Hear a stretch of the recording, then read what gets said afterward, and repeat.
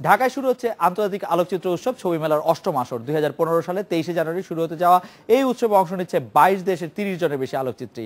জাতীয় জাদুঘর, বাংলাদেশ শিল্পকলা academy, Bengal gallery of fine arts, Greek gallery সহ 10টি ভেন্যুর 16টি গ্যালারিতে 32টি প্রদর্শনীর আয়োজন করা হয়েছে। এছাড়া বিভিন্ন সড়ক ও বিপণী বিতানের সামনে উন্মুক্ত জায়গায় 10টি রিক্সা ভ্যানে থাকবে ভ্রাম্যমাণ প্রদর্শনীর ব্যবস্থা। আলোকচিত্রী শহীদুল আলমের পরিচালনায় হচ্ছে এবার ছবি মেলা।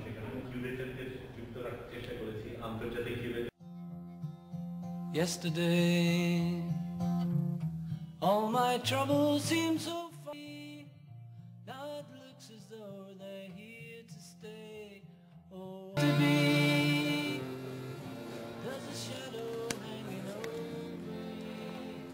Oh, yesterday came suddenly. What you wouldn't say. এই ছিল আমাদের আজকের রেডিও স্পিকে। আমন্ত্রণ আমাদের পরের আয়োজনে।